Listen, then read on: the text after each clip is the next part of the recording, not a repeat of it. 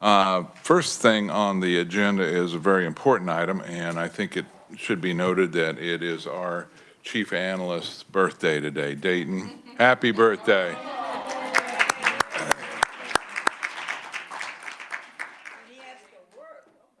Work on your birthday. That's a travesty, isn't it? All right. What we have today is our hearing continuation on the Department of Children and Families, and today we're taking public testimony. We have, it looks to me like 8 oral presenters, and so we'll probably have around maybe 10 minutes for each one with questions and answers. If you can keep it less than that, that'd be wonderful to facilitate time. But first thing we'll do is we'll call Joyce Glasscock up with the Boys and Girls Club. Joyce?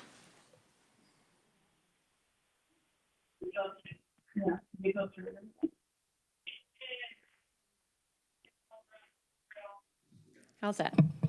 Okay, very good. Hi, everyone, Mr. Chairman and members.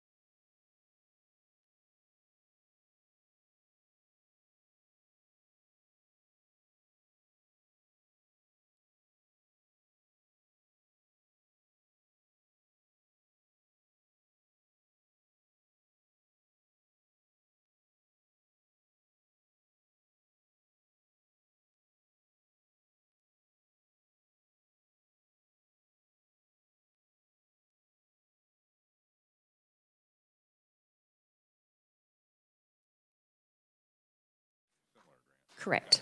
Correct. Yes. So do you like your chances? Okay. Any other questions, committee? No? I'm seeing none. Okay. Thank you very much. Appreciate it. For your input, and we appreciate that. Next conferee on the list is Jeanette Owens with DCCCA. Jeanette, welcome to committee.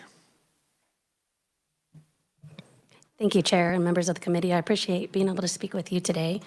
My name is Jeanette Owens, and I'm the Chief Child Welfare Officer at DECA, where I've worked for the past 20 years in child welfare. DECA has served Kansas families and kiddos for the past 50 years, and we've provided not only child welfare services such as family preservation and child placement agency, but we also provide behavioral health services such as substance use disorder treatment, mental health services, traffic safety, and research services. Today, I'm here specifically to speak to you about funding for family preservation services. Family Pres staff work diligently to engage families that have significant needs, and that our goal is to reduce those child safety concerns and help maintain those children in their homes. We're often in the homes weekly and many times, multiple times throughout the week. We work with the families on multiple areas of need. That may be lack of housing, lack of food, maybe substance use needs, mental health needs, safe childcare options, and then child behavior needs as well. Family preservation providers utilize evidence-based practices, and one evidence-based practice we utilize is called START, Sobriety Treatment and Recovery Teams. And within START, two of the unique pieces of that is we specifically work with families that their primary concern in the child welfare system is due to parental substance use. The second unique piece about START is that we work in a dyad, which is a case manager and a family mentor that has lived experience. So that family mentor has both lived experience in substance use recovery as well as the child welfare system. And so it often is shared with us by those families that they can see that there's hope to removing the barriers and having a substance-free home and their children safely with them. I'd like to share a quick example of a family preservation case that I heard earlier today, and I'll go ahead and I'll refer to her as Ava. Ava's case was referred to us 4 months ago, and it was in regards to safety of the children and then potentially needing to be removed into foster care. Ava had domestic violence concerns. She had substance use needs, and then there were severe concerns about those kiddos. It's been 4 months since we got that referral, and the reason that I was being told about the referral today was because the case is closed, because she successfully went through the treatment process, she successfully found safe housing with our staff, and successfully removed any involvement with the courts. And so I share that case to demonstrate the strengths of family preservation and how allowing the ability to have flexible services often meets families' needs. We're about 5 months away from the start of our new family preservation contracts that start July 1, and we're really excited for those new opportunities. But we also have a concern that our services will only be available to about 320 families per region at the beginning of this new contract, which is a reduction of about 500 referrals of families each year. Kansas has been a leader in additional attention and funding that has been provided to preventative services in child welfare over the past several years, such as Family First Prevention Services and Family Resource Centers. But we'd be remiss if we didn't bring to your attention the need for family preservation services to fill the gaps in services to prevent children entering foster care. Family preservation services have had flat funding for almost 30 years. Unfortunately, that flat funding impact means that there's fewer and fewer families that are provided services year after year, causing referral barriers, concerns with families receiving services timely, and the potential of services not being available to those who urgently need our assistance to remain out of foster care. We are seeking additional funding for family preservation services. In our efforts to continue to keep more and more children out of the foster care system, it's an imperative that we don't continue to decrease the number of families that can be served with Family Pres. On average, an additional $1 million of funding would allow 170 additional family services, mitigating immediate safety concerns and reducing the risk of those children into foster care. While we don't have the specific amount of funding in our request, we know each additional dollar will allow more families to have immediate access to services that have shown year after year to have over a 90% success rate or higher outcomes of keeping those children out of foster care. I really appreciate your time today, and I'll stand for any questions. Thank you. Committee questions for Jeanette. Representative Carpenter.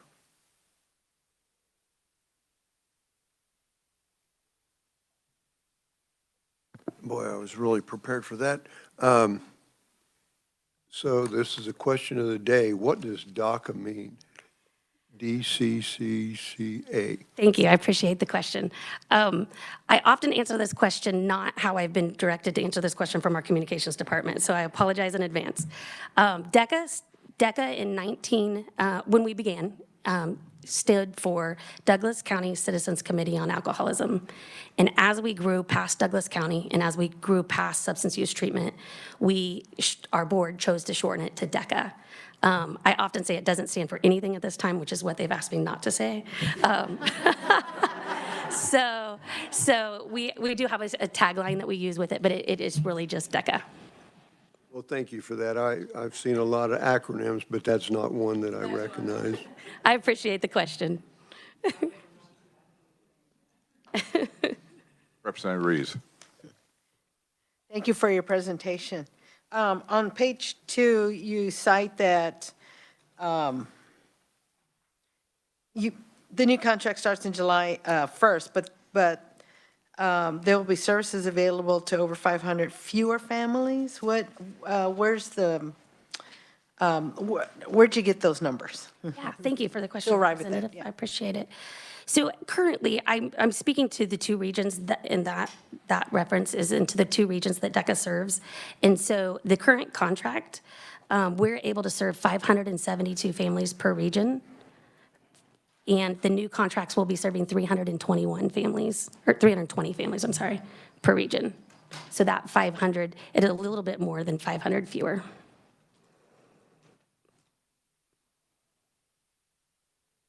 Thank you for the question.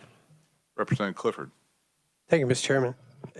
Follow on to that question, 2 regions with 320 families in each? Correct. So I have to redo my math here, if you'll enable me here.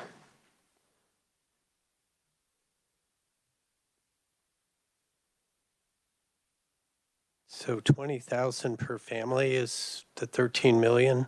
It's actually, so there in the new contracts, it will follow the DCF regions for 6 regions.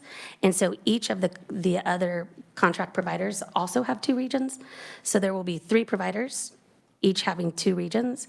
And the cost per family preservation referral is different per contractor due to size, area, and needs. And so utilizing the 1,170 families, I took the average of those 3 sets of providers, and then, so it's about 5,900 off the top of my head. I apologize.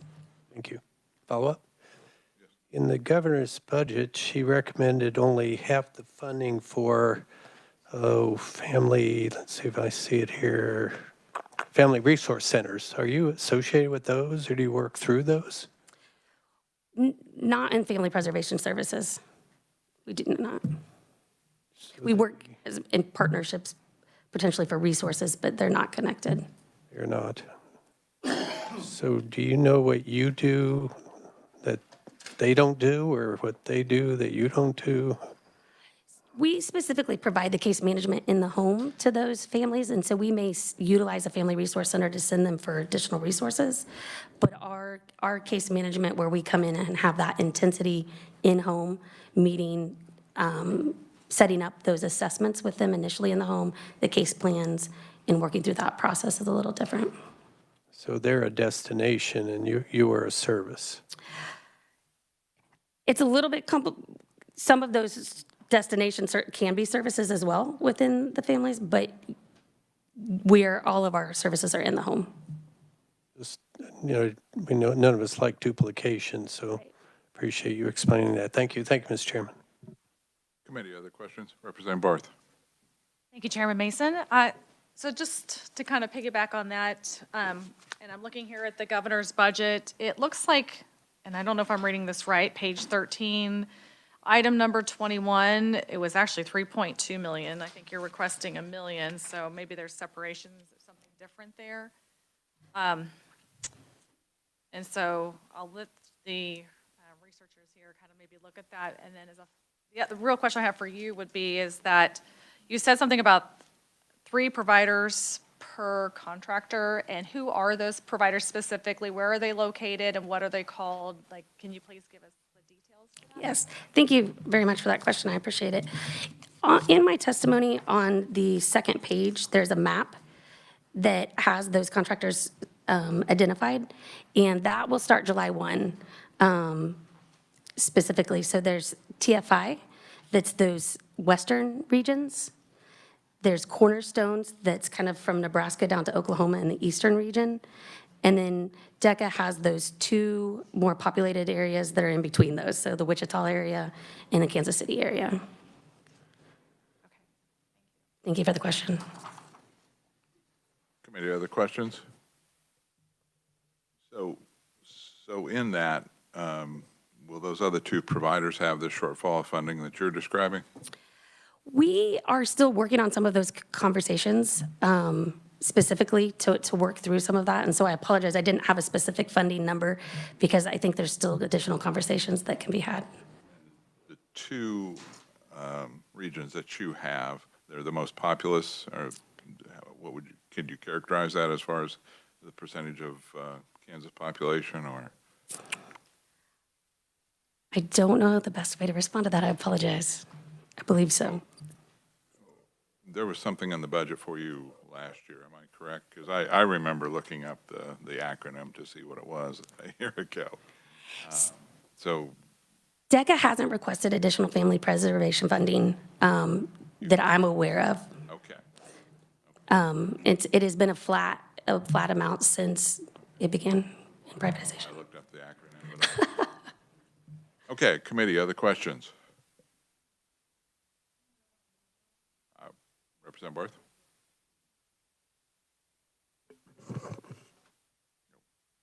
So the 3.2 million in the budget is for the family preservation services that the Department for Children and Families receives as a whole. That's going to be separate from what this person is speaking on. There is. No, in the budget analysis, it's a shift of funds from Children Initiative Fund to State General Fund. And yes, what this testimony is for is an addition. And you're not seeking a specific amount, just basically $1 million in additional funding equals 170 additional families served. Correct. Okay. Committee, other questions? Seeing none, thank you very much. Thank you. Next on the list is our own Representative Tim Johnson. Welcome, Representative. Thank you, Chair and Ranking Minority Leader and Vice Chair. I come to you today with some budgetary issues that kind of boggle my mind on child care. I live child care because that's what my wife does all day, and at night we discuss things about child care, faith-based, home care.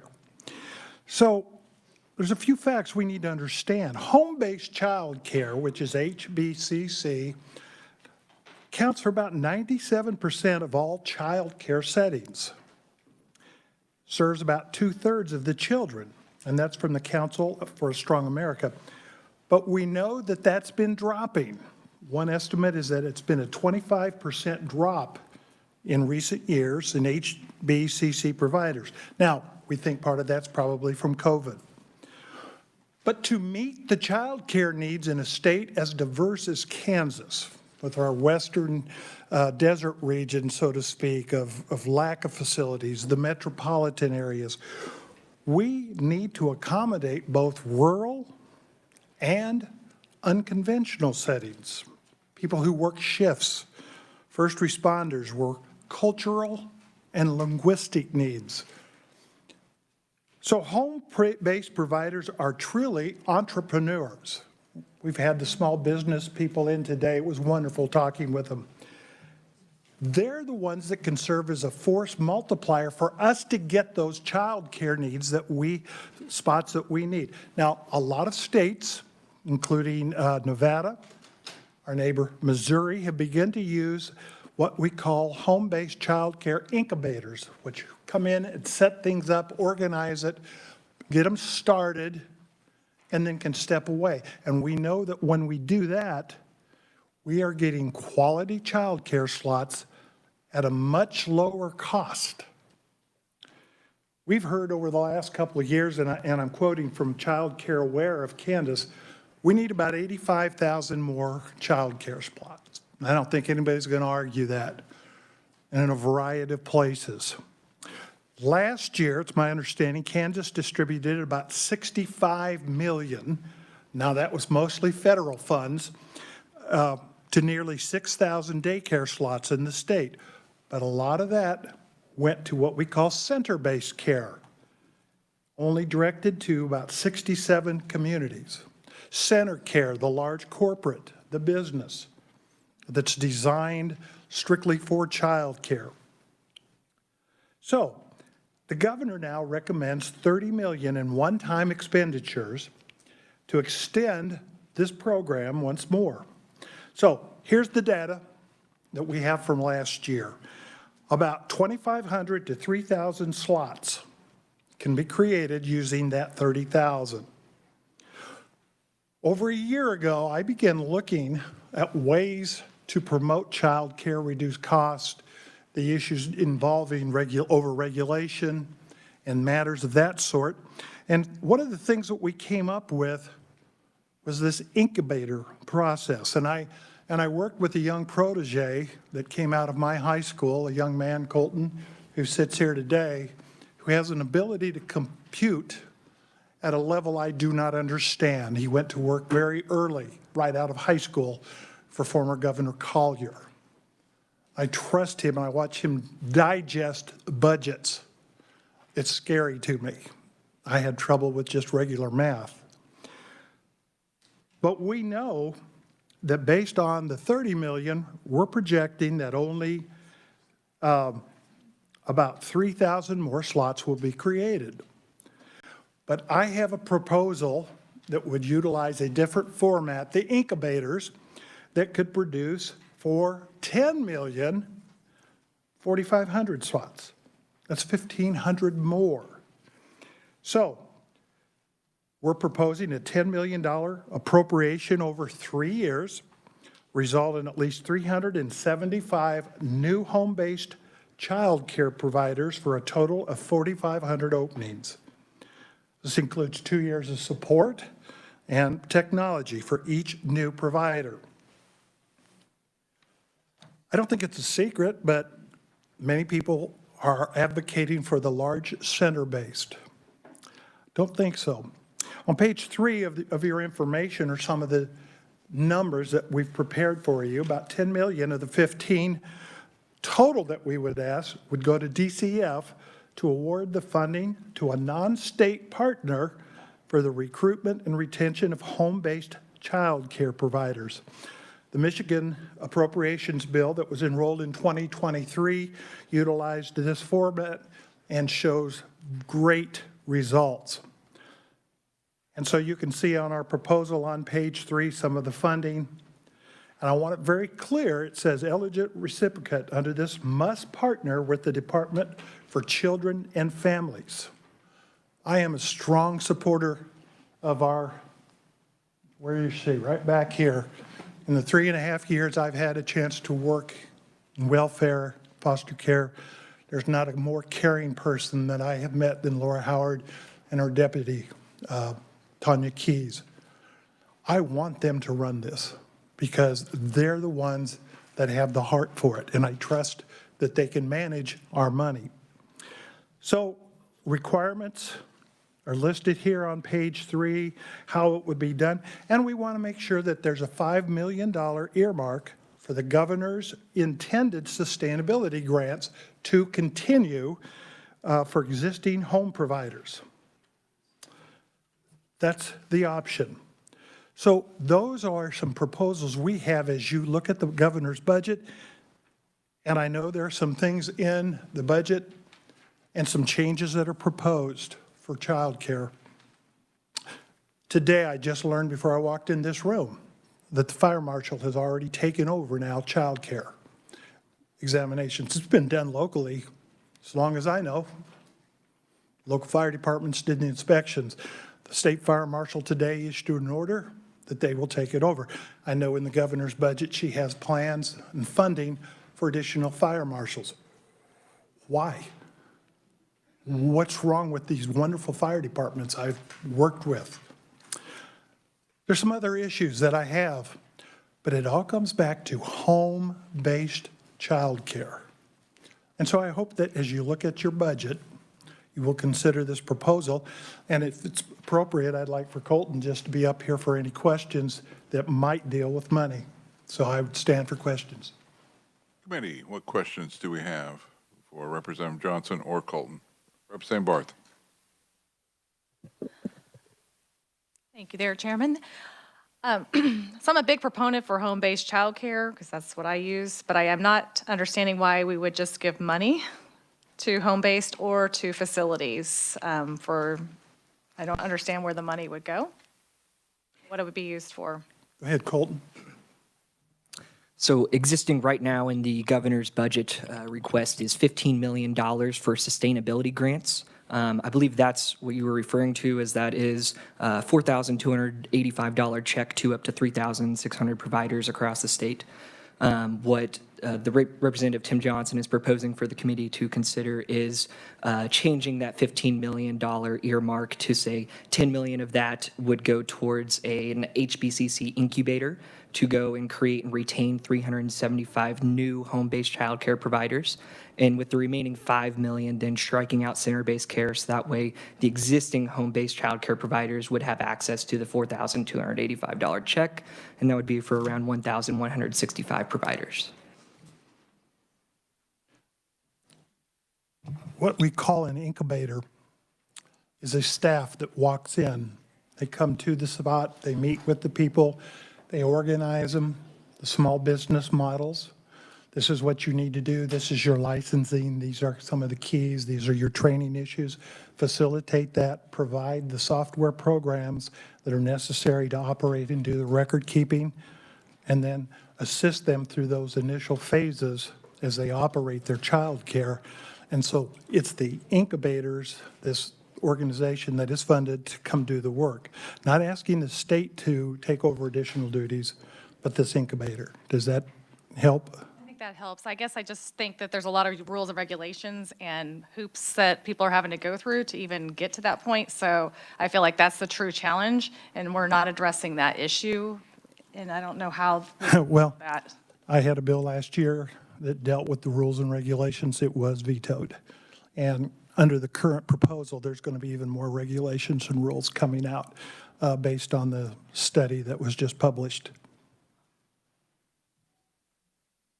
Mr. Chairman, Representative Barth, so just to provide an example for you, just to help you understand what a home-based child care incubator would do, but effectively what they would do, identified as a child care desert, whether it's down to the local neighborhood or in, whether it's, just this city might need it if it's out in a rural area. But what they do is they go in and they find young mothers, primarily I will say that about 99% of the small businesses that home-based childcare incubators do start up are actually run by women and stood up by women. The point of the home-based incubator is to go in, help them understand the rules and regulations, the licensing processes that are very difficult for a lot of these providers to currently overcome, right? It is an issue, and that's primarily why we've seen a decrease and decline in how many home-based childcare providers are out there right now.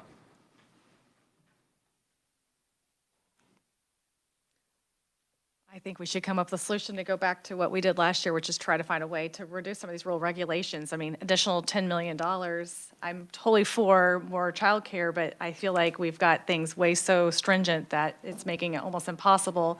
And now you're making taxpayers pay for it, which I think is punishing the parents themselves, in addition to people who just want to help take care of kids. As mothers have really good instincts, and to have all of these restrictions that are keeping them from being able to be in the business is really a huge problem. And so I don't know if there's something we can do to help fix that, but that's where I'm at on that. But I think we've got some work to do. Committee, other questions? Representative Ballard. Thank you, Mr. Chairman. I'm a little confused, and so I'm looking for verification.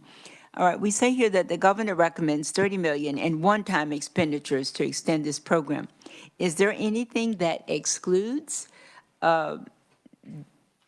home-based childcare facilities from using that $30 million? Or are you saying you want to take the 10 million from this 30? Mr. Chair, Representative, the $30 million recommendation, that is a continuation of the $65 million in federal dollars that went out last year. Those projects were dedicated primarily towards infrastructure of center-based care or community centers that would also provide childcare. Okay, but when I'm looking at it, it says the governor recommends in one-time expenditures to extend this program. So that's additional money, not one-time monies. That's correct. But Representative Johnson's proposal amends the $15 million recommendation from the governor for sustainability grants. That's what Representative Johnson is proposing. May I ask this question? In October, or I guess during the summer, when they asked for proposals of what you may want, and then she went through it and then announced what she was getting, did you or anyone from you propose what you're proposing to us now so that she had an opportunity to look at that? I did attend several of the meetings. We're talking about the study group from Colorado that came in, went around the state. Yes, I attended those facilities, and I have attempted to talk to different people about some of those issues, and I feel like I was simply left out by the governor.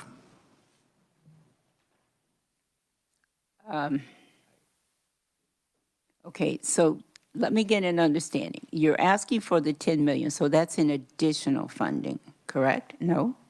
No, we don't believe that the 30,000 is appropriate. 15, I'm sorry. 15 million for sustainability. Well, yeah, I would agree with you for sustainability because what she's indicating, at least on this page 2, that the 30 million in one-time expenditures, so that says right there that it's not sustainable because it's one-time monies. Representative, it's my understanding that all of the additional funding for childcare this year was just one-time expenditures in the governor's request. Correct. So you're asking for that 10 million being sustainable, that's each year? No, ma'am. The 10 million would support it for 3 years. That whole program, that would stand up 375 new providers for 4,500 total childcare slots. Okay. Thank you, Mr. Chair. Representative Reeves.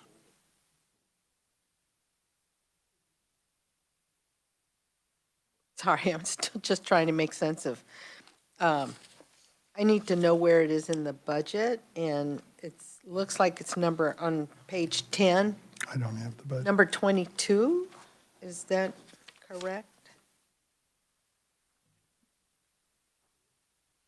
Yes. Okay. So this 15 million is earmarked for sustainability of the workforce grants, not for childcare. Oh, never mind. Yeah. Okay, never mind. It's childcare sustainability grants. So, Representative Johnson, have you talked to anyone regarding using those monies in this way? Have I? I've talked to quite a few of the legislators. We had a meeting this summer. I invited people to attend the meeting here in Topeka. Some did attend. We produced documents and information. I shared it out several places. We've talked about it since, I want to say, probably June, and with the other meetings. And so it's not a surprise. And I have told, I know I met with one of our Wyandotte County delegates here a month ago at a town hall and said, I have a plan. Would you like to see it? And it hasn't happened. And what has DCF said about your plan? I have How not. to use the money? I have not talked with DCF specifically. The governor's office? The governor won't talk to me. Okay, well, someone in her office, didn't have to be the governor. Anyone in her office? I will just tell you, I get no response out of the governor's office. Okay. I have been ignored. Okay. All right, thank you. Oh, I'm sorry, one more question. I don't really know your name and who you represent. Colton Gibson, and today I'm representing Wonder School, not to be confused with the Koch-based organization. Wonder School is based in San Francisco, operates in multiple states, both the Republican and Democrats across the country, whether it be Missouri, Mississippi on the Republican side, or on the Democrat side with Michigan or Nevada. Okay, thank you. Committee, other questions? Who would administer the monies, and how would we go about picking this incubator firm? Well, this would be DCF. This would be under their administration. They would have people within their organization who would be the incubators, or you would? No. There's a plan within this Wonder School that we have set up, that they administrate it, the funding, the work through there, but it is under their supervision in the disbursement of the monies. Okay. Committee, last call for questions. Seeing none, thank you both. Thank you so much, committee. Next on the list is Dion Wilson with the Senators for Independent Living. Welcome. Thank you. Thank you, Chair and members of the committee. I'm happy to be here today to talk about Centers for Independent Living. My name is Dion Wilson. I'm the Executive Director of the Resource Center for Independent Living. I'm also the Chair of the Kansas Association of Centers for Independent Living. I meant to include this map with my testimony, and I forgot. I have it here to show how all of the counties in Kansas are represented by a Center for Independent Living. We can. Do you have extra copies, or can you submit that to? I can submit it. Francie, and then we can distribute it to the committee. Okay.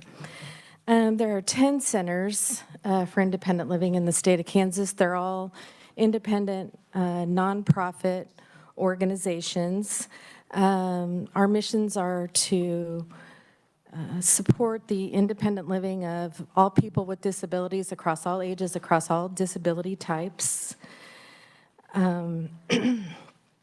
regardless of whether or not they receive any waiver services. Anyone who identifies as a person with a disability can come to us and request our support.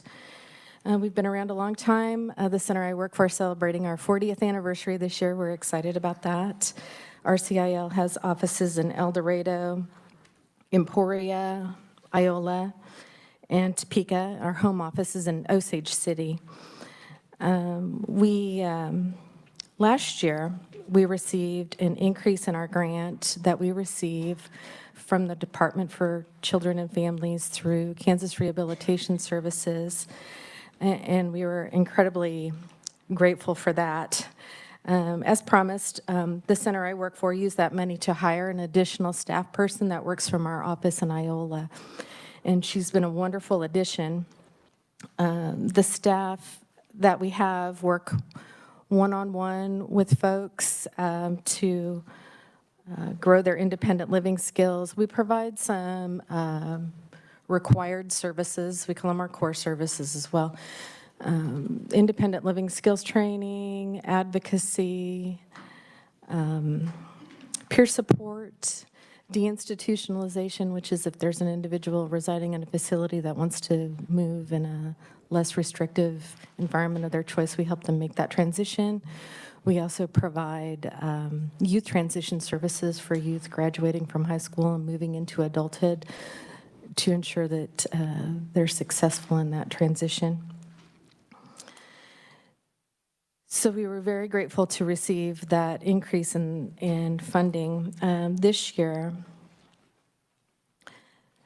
I want to back up just one second. All of the centers, because they're individual nonprofit organizations, provide various different services. We also provide services for the older blind population. We've done that for about 13 years. Some providers have, or some of the centers have transportation programs. Some of the centers contract with vocational rehabilitation to help with employment programs. The programs and services we provide are as diverse as the people that come to us to receive whatever it is they're looking for, and that ranges from helping find affordable, safe, accessible housing, employment, transportation. Lots of times people need help accessing health care coverage and just meeting basic needs. So this year, we were very thankful to hear that the governor and Secretary Howard have recommended an additional $1 million in their agency budget for all of the 10 centers for independent living. If that's awarded, the plan would be to divide it equally amongst the 10 centers.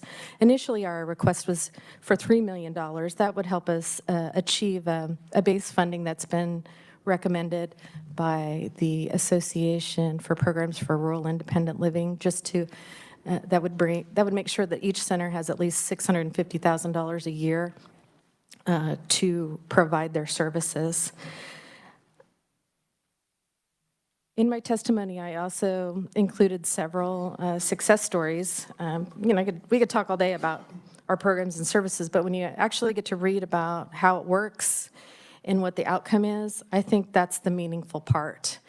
I won't rehash all of those success stories, but sometimes I'm in awe in how much impact we are able to have with folks that come to us. The first story is about a gentleman that had been living in a barn, and he came and found housing through a local homeless coalition, and then they approached us to help ensure that he maintained that housing that they helped him get. And it was starting from square one. He showed up with a Social Security card and the clothing on his back. And it's a big job, but he's doing great. And this story is a couple years old now, and I wanted to share it because he still has his own place, his own apartment. That's a big deal.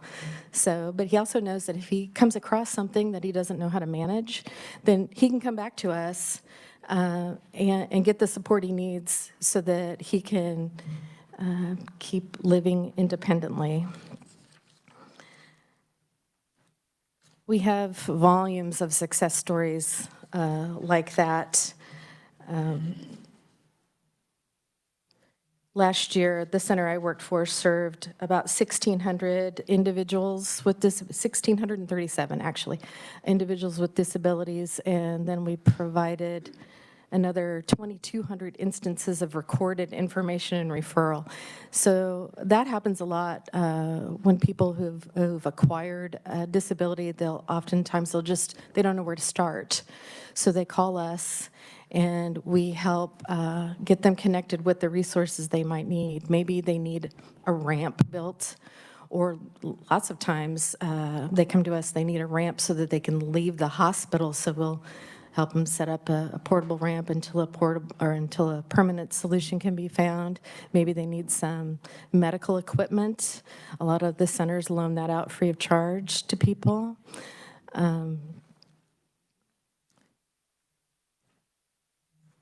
Sorry, I lost my train.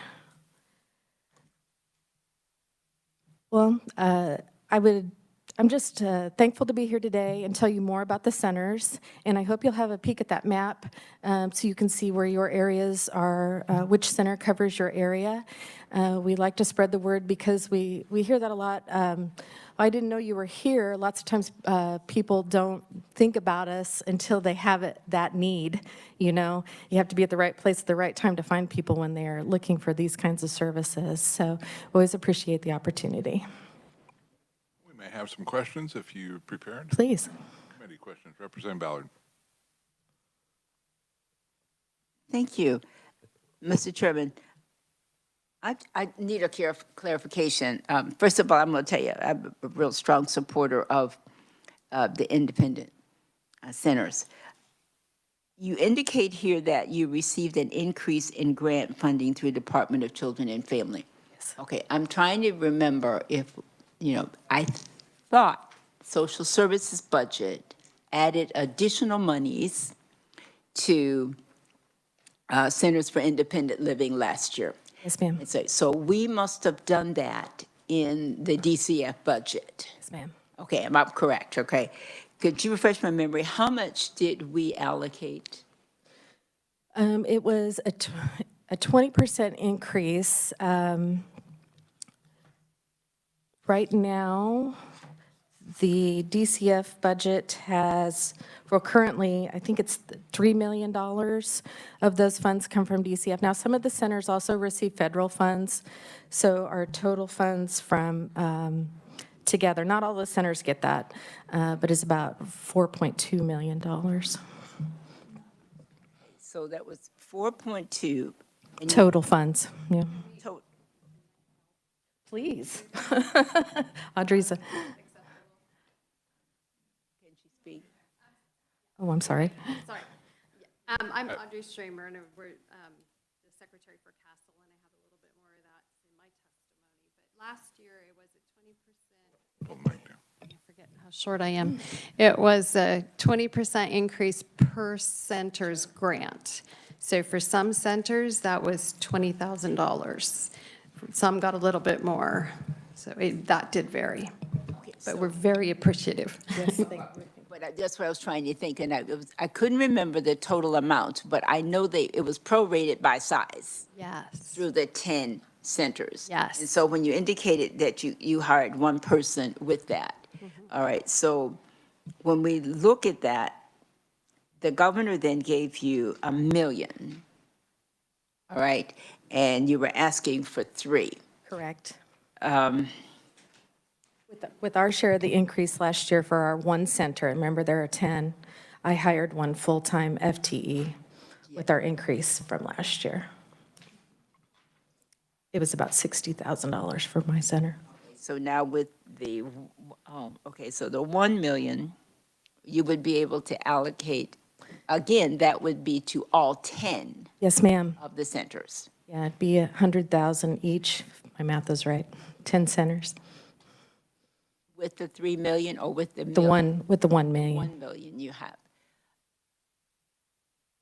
Now make a case for me why you need that additional money, please. With that money, we can serve more people. That money would go to hire the, well, at our center, we call them independent living specialists, to provide those services to help Kansans with disabilities achieve their independent living goals. All right, you answered the part that I wanted and you clarified it, so thank you both very much. Thank you. Mr. Chair. Any other questions? Seeing none. Thank you. Very much. Next, we'll hear from Audrey Schremer, also with the Centers for Independent Living. Audrey? Thank you. Oh, there you are again. Yes, thank you, Chair and committee members. I am Audrey Stramer, the director of Three Rivers Center for Independent Living for 26 years. This is my final year there, and the secretary for the Kansas Association of Centers for Independent Living. So hopefully we don't confuse you anymore money-wise, but we, Centers for Independent Living, have always existed on very small grants with the expectation that we try to advocate to get more funding. So we have begun to do that. The request for funding, or for services, has really increased over the years, and particularly even during COVID. So we have such a need. The better we do, the more people that come to us.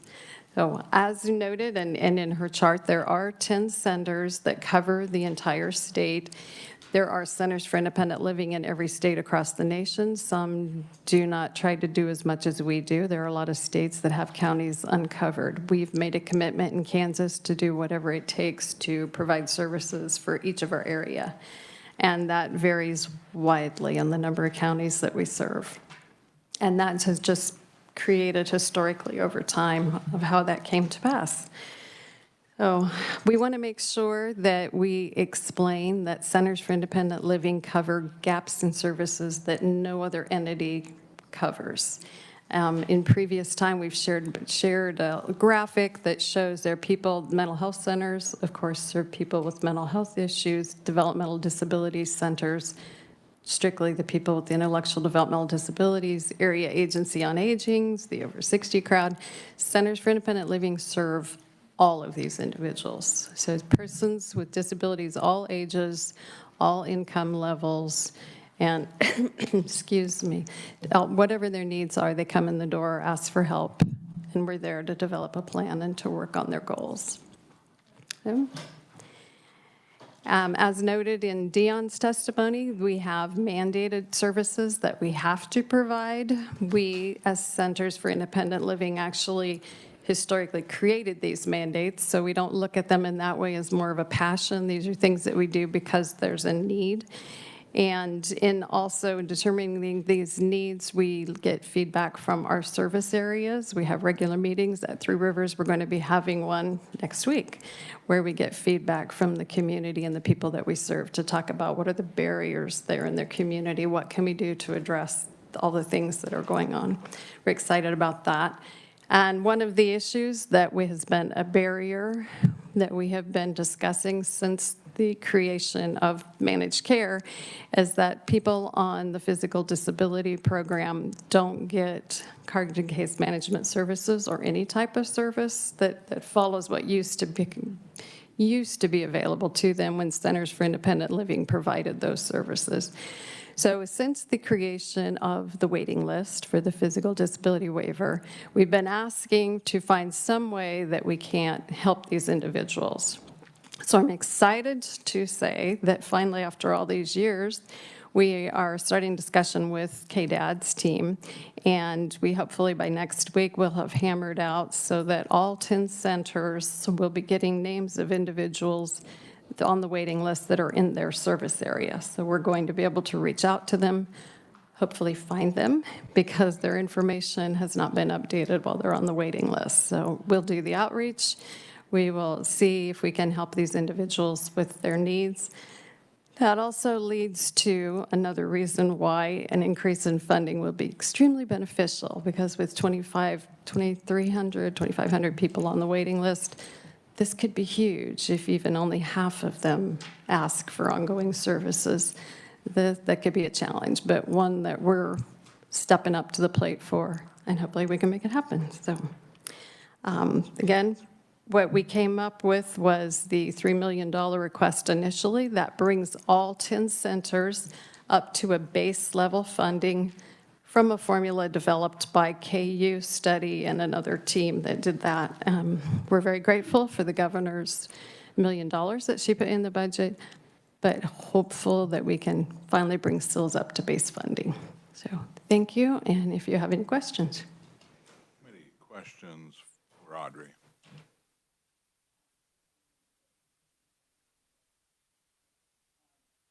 Representative Ballard. Chairman, so you say you have 2,500 on the waiting list. I might have that a little high. I think on Friday's committee, it's 2,300. And that's a physical disability waiver waiting list. That's a physical disability. Yes. And these individuals have no entity following up with them. Once they're deemed eligible, they're put on the waiting list, and they may languish there. And how long might they languish?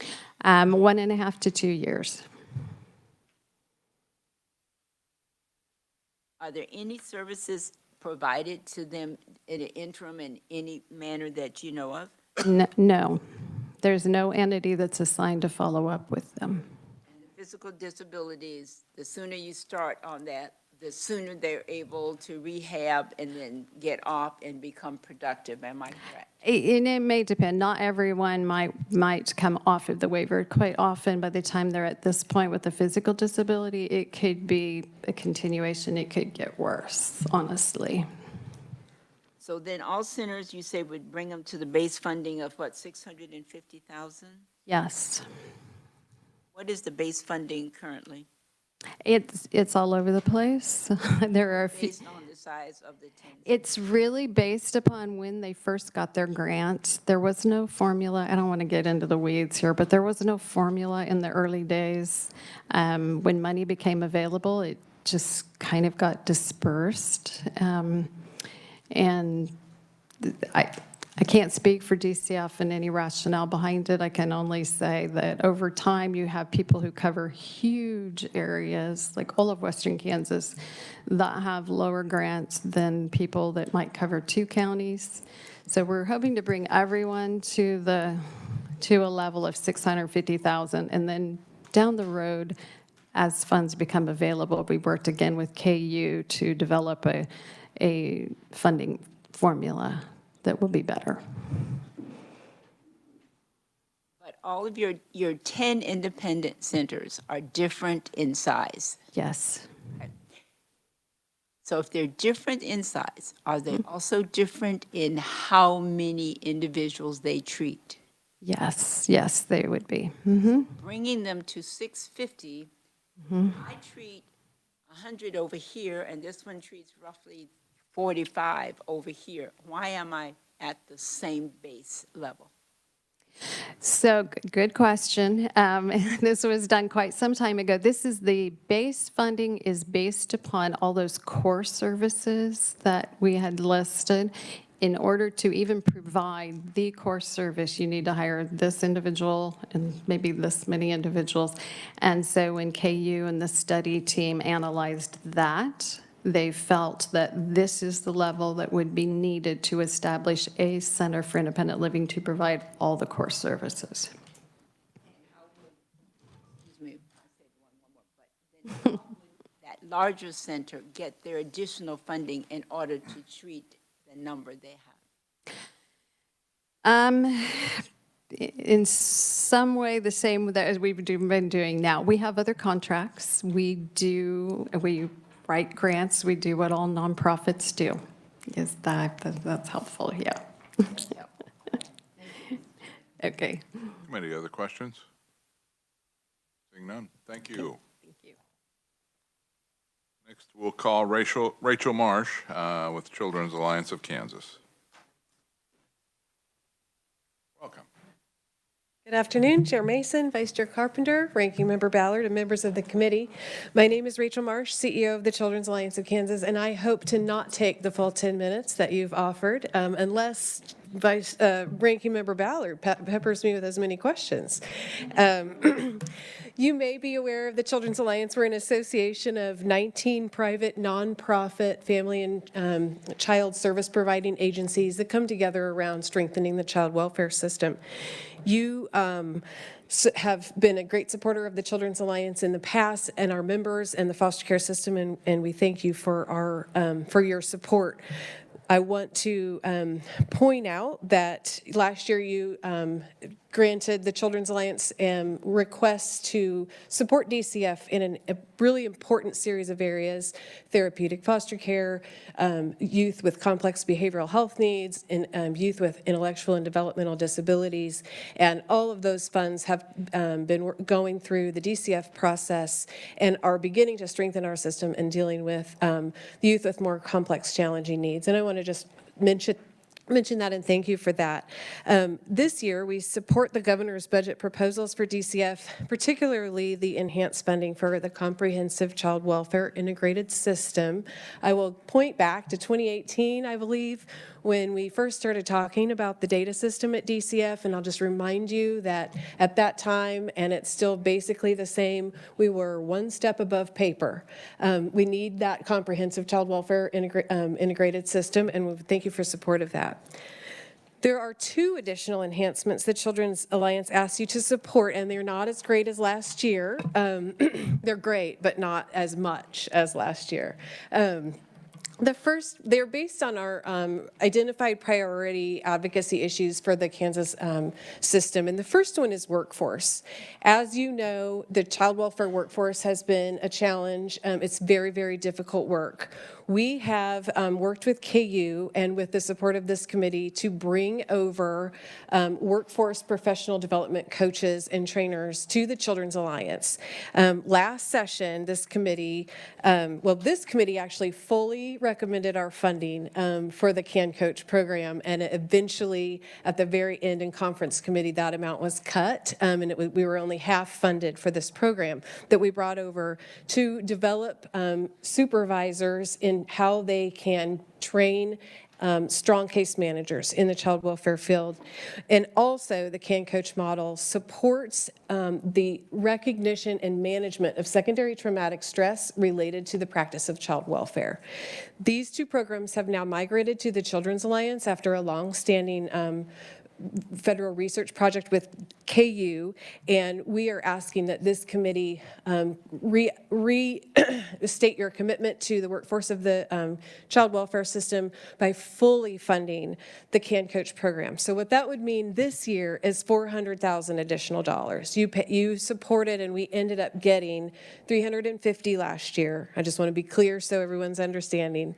And we did have that, but that is a shoestring and a prayer for my organization. We really need full funding in order to be able to bring over the number of staff needed, manage the program, and provide the full array of services. That is the actual cost of the program when KU was doing it. The second piece, just in support of that, I want to mention that the workforce not only was an issue when we talked about the child welfare system a few years ago, but it is a top legislative priority in most recent reports. A federal study with DCF recently said that workforce is one of the top priority issues.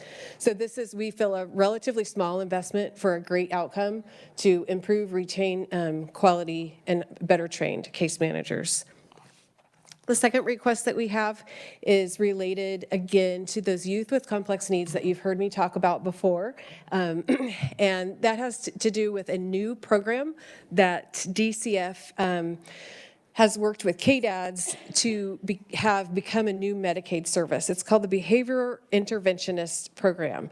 So Behavior Interventionist is now a Medicaid billable service, which is great. And what you can do is you can go into a home with a maybe a post-adoption home or a home with a parent who's struggling to meet their child's behavioral health needs, and they're at risk of coming into foster care, or maybe they've been to a psychiatric treatment unit, and you can bring that behavioral intervention support in the home to support that child staying in the home. The unfortunate piece is that between today and actually getting those trained therapists to build that service, there's training and model. We have to access the model, we have to replicate the model, we have to train the workers. So there's the cost of accessing the training as well as the cost of providing the salary for the trainees while they learn the behavior interventionist model. So we're asking for, we've seen interest from 9 agencies to date, and so I rounded it up to 10, and we believe that an interested agency would need at least a minimum of $150,000 to implement the program. So we have asked for $1.5 million for the behavior interventionist sort of implementation. Once it's implemented, this would be, I think, more of a one-time fund for this legislature, because once it's a Medicaid billable service and people are trained, it wouldn't need to be an ongoing cost for this committee to be looking at. I'm happy to stand for questions at the appropriate time. Time is now. Committee questions, Representative Clifford. Yeah, I'm a little confused. So in 24, the governor didn't recommend your 350,000. So you're back for 2025 for 400. Is that, am I understanding that correctly? In my Fiscal year recollection, the DCF recommended the additional 350 this year, but the governor didn't grant that, and I am also confused. So now it's 400 though. Yeah, for the 400, honestly, is because between that time when I wrote that request to DCF and today, we have realized how many gaps there are in workforce to fill. And I believe that it would be so easy to put that money to do good use. We have identified additional strategic initiatives that we would like to take on through the Can Coach program. I think Amanda had a comment. Yes, I just want to clarify. So the last session, the legislature did appropriate money for Can Coach for fiscal year 2024. What she is asking for is for money in fiscal year 2025. The governor did not recommend the CAN coach for 2025. Thank you. Follow up? Of course. I notice there's nothing west of Wichita in your alliance. Is there a comparable organization in the western part of the state?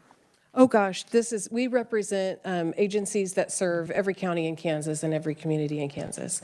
Every family preservation provider is a member of the Children's Alliance. Many of the family resource center affiliates, the case management providers, I'm trying to think of one phrase and I'm losing it. The Family First Prevention Services Act providers, that's what I was getting at. Those are just headquarters that you have listed here. Yes. Thank you. Thank you, Mr. Chairman. Committee, other questions?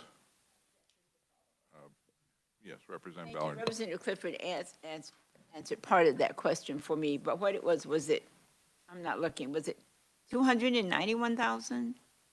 For the CAN coach last year? Yeah. It was 350 that was finally appropriated. Agreed to. Agreed to. Okay, but you're saying it was not funded.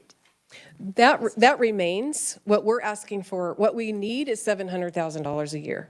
So what we're asking for, or $750,000 a year. So what we're asking for this year is $400,000 on top of what is kind of in the budget as a baseline. And I asked Dan Levine if that was a correct understanding, and he's the expert on how the DCF budget worked, and he said that is accurate. And then you're asking for an additional 1.5 million.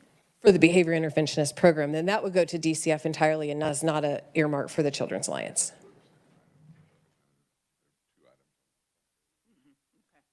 I'm fine. Thank you, Mr. Chair. So there is money in the base budget, which the governor has not allowed as the additional. Exactly. Thank you for clarifying. I think I get it now. I'm glad. I wasn't sure I got it until I came in the room. Representative Droege. Thank you, Mr. Chairman. I may still be a little bit confused. On the CAN coach, my understanding is the governor allowed this for 2024, and this CAN coach there's really not so much for the children, it's for the coaching.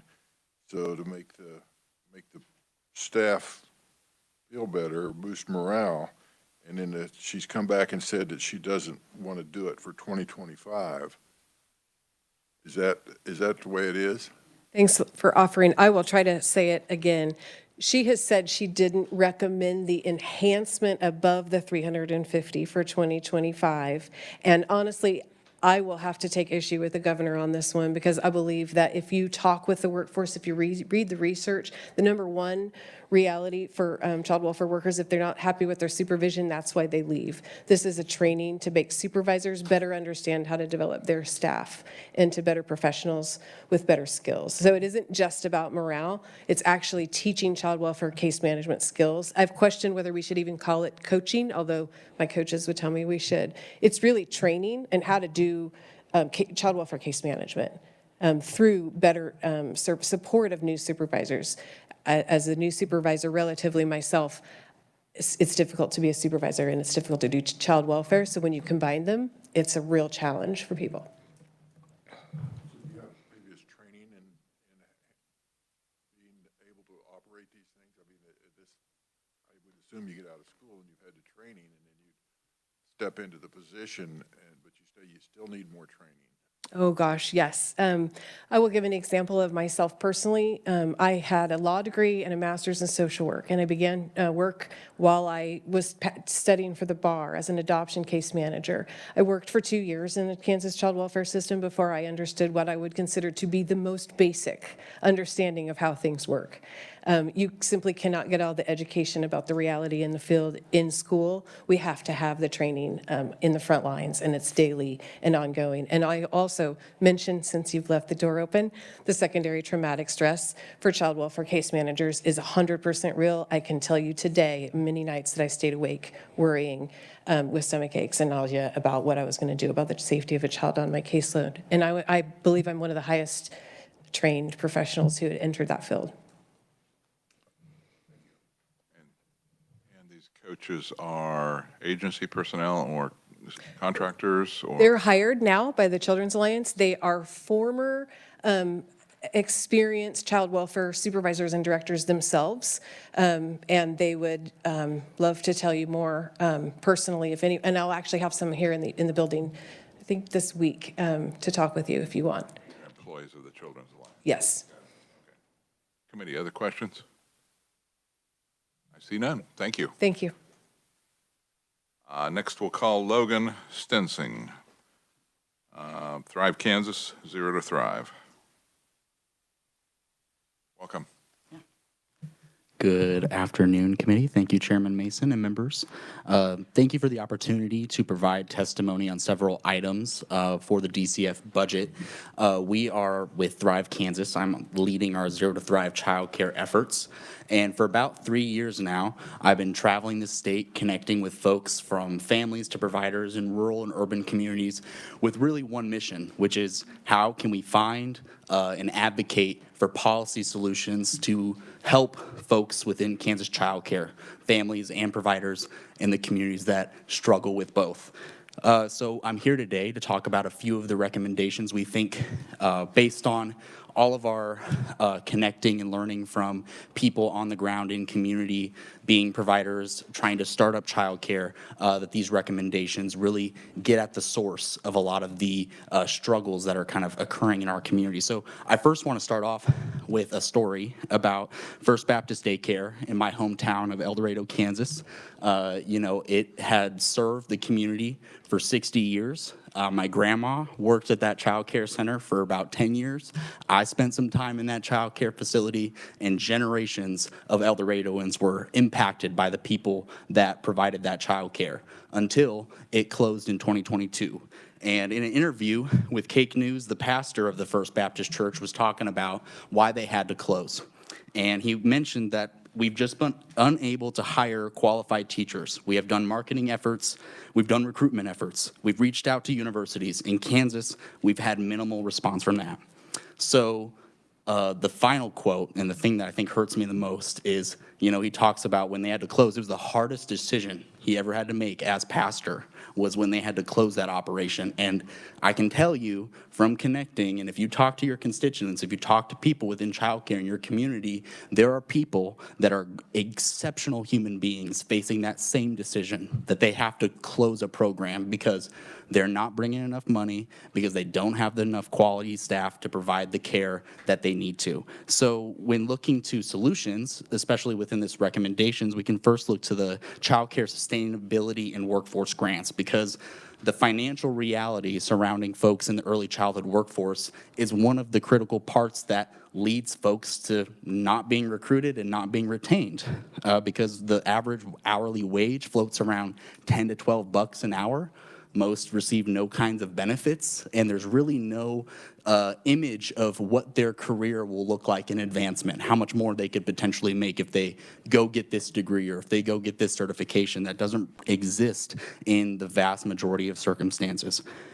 That leads us to losing more early childhood providers than we were actually able to recruit. And something the state was able to do, which has already been mentioned, was during COVID, thanks to a lot of federal money, we were able to disperse these child care workforce stabilization grants across Kansas to the programs that needed it, and that prevented closures because those folks could cover onboarding expenses for their program while they're in this kind of financial spiral downwards. And currently, since that federal funding has run out, there is no social safety net for programs that are facing closure. And the cost associated with starting up a new child care facility versus sustaining the ones and the folks who are already there is not comparable. We really do, we need to focus on ways to increase childcare and create supply, but we for sure need to make sure that we're not losing the folks that are already doing the work in those communities. And one of the biggest challenges that they face are the recruitment and retention issues. But as mentioned actually by one of the former conferees, was especially for our in-home providers who face barriers accessing other kinds of grants to support their program, this workforce stabilization grant is available to them. So I think one of the biggest things was, if we make this investment, we need to make sure programs and communities across the state, regardless of what setting it is in, they know about it, because a lot of times it's those financial barriers that is a great limitation. So we fully support the recommendation there for 15 million and know that more could be done. On the next item, we do support the state legislature should make the full state match for the CCDF funds, so the state can maximize the amount of child care assistance available for Kansas families. Something that we heard from the interim committee on child care homes and centers was this interest in exploring expanding the income eligibility for the child care subsidy, as well as increasing the reimbursement rate, because I think a phrase that really captures the issue in childcare that we're facing is parents can't pay more, providers can't earn less. And that's really the dilemma that we kind of find ourselves in, and where the state could really do some support and help. So we fully support the full state match, so that way we can draw down those federal funds, and that gives y'all the ability to be a little bit more flexible with how effective we can make that subsidy. There's also some red tape and regulation associated with that program that could also be made more efficient. Finally, also on the subsidy, the child care subsidy is especially important for rural communities because wages are a lot lower in our communities, but childcare costs remain high. So if you're able to expand those access, you're just helping people be able to live in a rural community and thrive, which that's a lot of our mission, is how can we figure out how to bring back young families into our rural communities so they don't have to feel like they got to leave to be able to stay in Kansas. The last point I want to make is regarding the child care workforce registry. Funding the continuation of a child care workforce registry is a fundamental step in building an early childhood system that recognizes and values professional development and quality improvement of child care programs. Parents should expect child care providers to be committed to improving their training, expertise, and their pursuit of professional success. But without a child care workforce registry, it is impossible to have an informed statewide approach to improving quality, because we don't know what the quality is. We don't know the standards for professional development. We don't know how much education different providers are getting. So this is just a very rudimentary kind of step that every state that has really gone at looking at how can we improve quality has undertaken, because it's a pivotal part of that. The last thing I want to say is that children, to me, and to I hope that you all represent our future. And with early childhood educators being the folks that take care of kids in those time from 0 to 5 when parents can't, 0 to 5, fun fact, 90% of brain development occurs from then. So not to diss K through 12 or college or higher ed, but our early childhood educators are some of the most influential people. So when early childhood educators, when their future is uncertain and feeling undervalued, so is the future of children in our state. And that's what's happening. So I think we're really excited about the opportunities to invest in childcare, to strengthen and support the existing programs that are there, and believe that the DCF budget recommendations here are a great first step in recognizing the real value that Kansas child care providers provide us, as well as working families provide us. And we need to do more to support both of those communities, because they are integral to our success. And we are hopeful that by doing that, we can provide some more certainty and hope for a brighter, better early childhood system in Kansas. So thank you so much. If you have any questions, I feel free to ask them. Questions for Logan? Representative Barth. Thank you, Chairman Mason. Yes, Logan, I have a question, and I'm just reading through your testimony here, and you mentioned the scenario where you're trying to find folks to work, and it has something to state that you've been unable to find qualified teachers. What's a qualified teacher mean? I mean, we're talking about childcare and not actual school services, so could you please explain what qualified teachers are? Well, so from the qualified teachers quote, that was from the pastor at First Baptist Daycare. So I would have to question like what his qualification would be, but like the entry level often is like a CDA or a child development accreditation. And also, I'm not an early childhood educator, So there might be some folks in the room that could better attest to the accreditation level that's entry level. But for most part, you can just, again, like you said, start a home-based childcare center as long as you are going through the steps of, being into code with KDHE in your setting. And as long as you're getting your, I think it's 16 credit hours of KDHE approved classes online, you're able to be a program. So I think the biggest issue from that perspective would be finding folks that are willing to do the job, I think is what they mean by qualified staff, because a lot of times the pay that they're currently at, as well as the lack of benefits, like we can, talk all day about the goodwill and having people that care about children, but in today's economy, it is really difficult for especially young people, because if you look at home-based care, the average age of home-based providers is like 55, and it's increasing. So we're actually seeing this cliff that's approaching where, we're trying to get younger people to join the early childhood workforce to become early childhood educators, but the pay isn't there. They don't see the financial security. They don't see, like, other professions in education where, if I do this and if I pursue this degree, I could maybe get paid this and there's some kind of economic security with the position. That doesn't exist. If we have folks that do this job, they really do it because they care about kids. They love children. And so that's often one of the things I think is frustrating at points, is because, we're taking folks that really do want to serve their community. They see the value of childcare to the families they serve, to keep them into work, but often they feel undervalued. So that's one of the biggest keys. That's a quick question. I just have one quick follow-up, but I hate beating a my brain's not working properly right now on the acronym or the saying I want to say.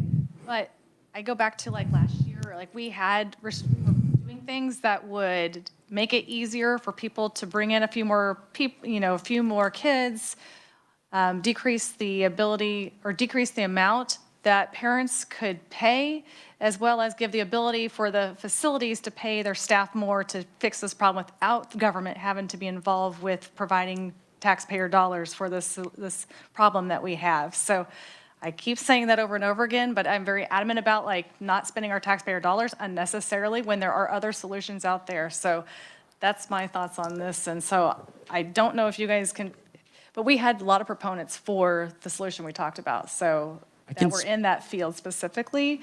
So I know are you a government agency too, right? No. Nope. We're the nonprofit. Yep. Okay. So, and we're Thrive Kansas, so we're like a rural-based, focusing on improving the health and economic development in our Kansas communities. And I would say to that question, like deregulation, making things more efficient for providers is one step. And I know that within the KDHE and the rules and regs, they had a very thorough process where they were trying to collect as much testimony, as much insight, as much information from folks on the ground. I think those are the folks that should be shaping our regulations, and we can think about those opportunities where, I think the Governor's Go team is a great institution that is able to be called in during, a startup of a child care center where they may be dealing with some red tape that's an issue. They're able to come in and assist and be supportive there. So we're excited to look at those rules and regulations, but the issue is, especially when it comes to increasing the ratio, say, and add more kids, is when it comes to back to that of the workforce feeling undervalued. So a lot of times when we would bring this idea back to providers, they're like, wait, if you're telling me I'd be paid the same amount, you want me to take more kids, I already feel stressed, my day-to-day already feels unstable and uncertain, yet that is the solution being put forth. So I think that's sometimes the disconnect there, is the lived experience of being a child care provider, having those tiny babies' lives in your hands, feels a lot different than when we're back here looking at statute, being able to change numbers. So I think that's one of the biggest issues when it comes to just that side of it. But I think, again, it's a part of the equation, is just looking at how can we make the startup process easier. But I will say with the workforce grants, that's really helpful for preventing program closures, which the deregulation side doesn't really get at. Because again, once a program's up and running, like they've navigated the rules and regs, they've got their facility up to KDHE regs. So at that point, it does become just a, how do we get the money to support that program so they can sustain, work through their issues, and keep serving the community. Representative Ruiz. Thank you so much for your presentation. And I'm just going to point to your subtitle on your testimony. It says Zero to Thrive. Kansas Child Care and Early Development Coalition. Child care is early development. And so, you know, finding the providers that are trained is necessary, and you've already pointed that. But a comment that I have is early childhood development is crucial. The child's brain from age 1, you know, or prior to 1 to age 3 is probably the spongiest time that it is, and that is the time to fully educate children. We're not talking about childcare that is glorified babysitting. We're talking about early childhood development, early childhood education. That is what we want in our childcares, whether it's at center-based or it's in a home. This is the quality of childcare that we're working towards, and I believe that's what you're working toward. Yes, no, I think that based in the field, you know, something that I've loved learning and diving into this, as I mentioned, I've been traveling since 3 years ago, and that's when I started this job. I didn't know much about childcare. I thought preschool was pretty cool. I remember being in it. And so to dive into the world of early childhood and know the expertise it takes, to know the passion, to know the, you know, developing fine motor skills and their social emotional learning and cognitive function, those are things, I mean, especially to Representative Barth's point about the cost on face, I get it. Like, you know, it's having that resource, but when it comes to the cost of not doing it and what that costs our economy in the sense of when we have childcare struggles, what happens to our businesses? You know, what about the development of that child? You know, there's been some studies done in the decrease in incarceration rates that we can show through just having a quality early childhood. So think about all the tax dollars we are spending reactively to address to people when they're adults, when potentially, if we were to make investments earlier on, even though it is taxpayer dollars, we could be saving dramatically more in support services, reactive services for adults after it's kind of too late to intervene when they're children. Seeing no further questions, thank you very much. Thank you so much. Next, we'll hear from Deborah Factor for Community. Welcome back.